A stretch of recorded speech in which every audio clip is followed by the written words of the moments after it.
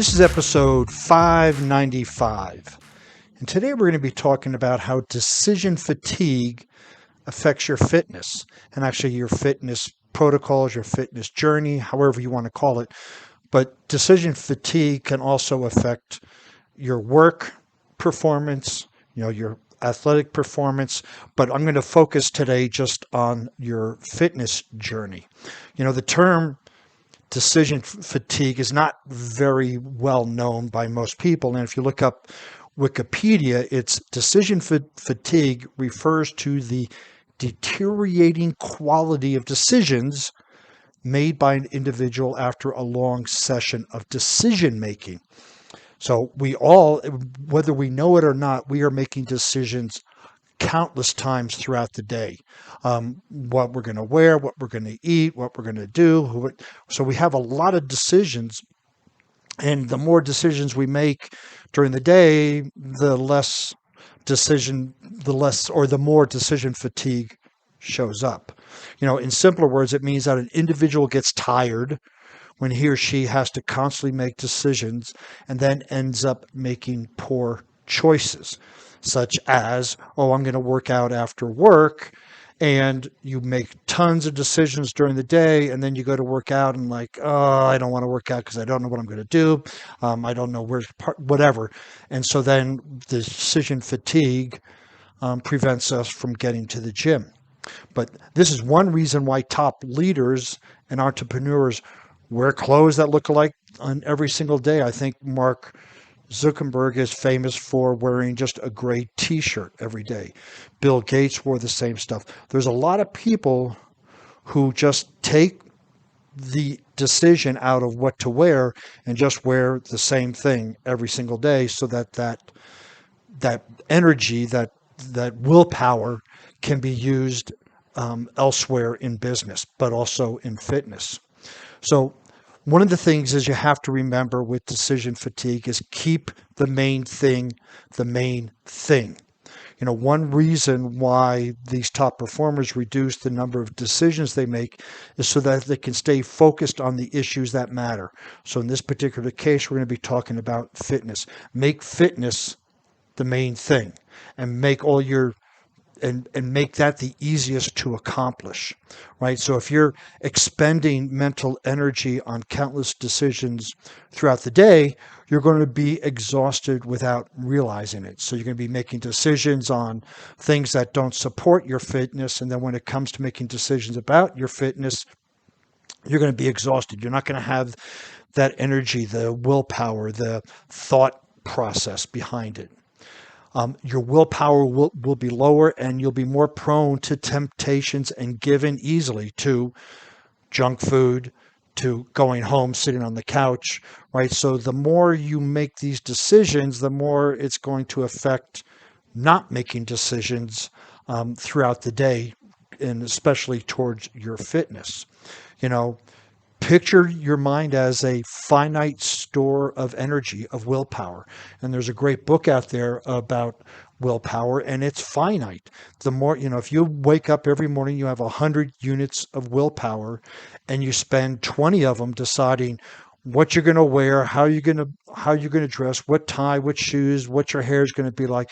All of a sudden, you're starting the day off with a depleted battery, as opposed to just having the same clothes, or there's even putting them out at night when there are ways to circumvent that, which I will get into here in a few minutes. But every single day when you wake up, you have a fixed amount of mental energy to use. Willpower, mental energy. How do you want to use it? Do you want to use that in the beginning when it's fresh? Do you want to use that for your fitness, or do you want to use that for trivial things, such as what news station to watch? So preventing decision fatigue, the first step to preventing decision fatigue is have a plan, right? Especially with your fitness, I would offer that if you are planning to work out in the afternoon and you haven't been, what you're doing isn't working and that needs to change. So I would offer that you start working out in the morning, unless you can hold yourself accountable or have a coach hold you accountable for working out in the afternoon. And there are ways to set yourself up for success either way. But if what you're doing right now isn't working, do something else. So again, if by the afternoon you're burned out from work, you've made too many decisions, you have talks with coworkers, whatever it might be, and by the end of the day you're too exhausted to go to the gym, and that's happened 4 or 5 days this week and perhaps 4 weeks this month, do something different. Now that could be pre-planning your workout, or it could be doing your workout first. Again, this is how decision fatigue affects your fitness, but this can also look at how decision fatigue affects your relationships, how it affects your performance at work, how it affects your relationship with your kids. The second step after you get a plan is to prepare all your meals for the week on one day. Again, we're talking about fitness, so this is commonly referred to as meal prep. And you can do it for the whole week. You can do, okay, if you're not working remotely and you go to an office, maybe the best thing to do is to make your lunch ahead of time. So you bring your lunch with you so you won't have to make any decisions or make poor choices. Perhaps even sit down on Sunday. If you're not going to do a meal prep, do a meal plan. For dinner tonight, we're going to have this, and you write down everything. Make sure you have the ingredients. You want to make sure this is as easy as possible. There are many ways to prepare and plan for success, but if you wait for the day to make that decision, let's just say you're leaving work and you realize you don't have what you want for dinner and you have the gym to go to, you'll probably not go to the gym. You'll go to the grocery store and probably buy less favorable ingredients than if you planned it out. And obviously preparing it ahead of time is the key, but if you can't, at least plan it out and put the ingredients down there as well. And the same approach should apply to your training sessions, right? If you're going to go to the gym, know what you're going to do. This is why a training log is important, whether it's even just cardio or whether it's strength training, and hopefully it involves a little bit of both. Go, okay, cardio, I'm going to do Tabatas today. 20 seconds on, 10 seconds off. I'm going to do this much lifting. So write down your training, your program before you get to the gym, because I have seen it. I've experienced it where you walk into the gym without a training program. You look at all the stuff to do and you go, I don't know what to do. I'm not going to make a decision. I'm just going to go sit in the sauna, which may not be bad, but it's not going to help you close in on your fitness goals. So prepare your meals ahead of time, prepare your training ahead of time. And you must know exactly what you're going to do before you even step into the gym. This is, I do this the night before I go into the gym. I'll write down my workout, and more often than not, I have a weekly plan that I write down. I print it out. I bring it with me. That's my goal. That's my agenda. And that's what I'm going to do. And I commit to it. Yes, I work out in the morning when my energy is highest, but I take the afternoon when I really don't need to make that many critical decisions and write down my training plan and write down my food plan for the next day. But here it is. You need to have a plan and execute on it. When you write it down, consider that a promise to yourself. I promise myself I'm going to eat this. I promise to myself I'm going to work out this way.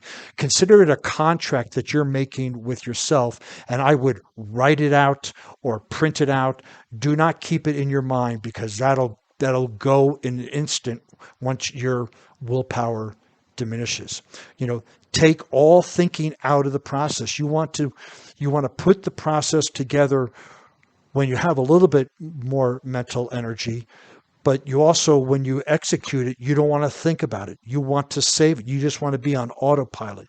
You want to go to the gym. Here's your workout. You do this, then you follow your meal plan, and you will be amazed at how simple. So in a sense, you're setting yourself up for success the night before. So the day before, the night before, you write out your plan, you write out your meal plan, you lay your clothes out for working out, you lay your clothes out for work. You do all of this at night. This could be part of your digital sunset or your nighttime routine. You get all this stuff done, so you wake up, you have a full battery charged of willpower.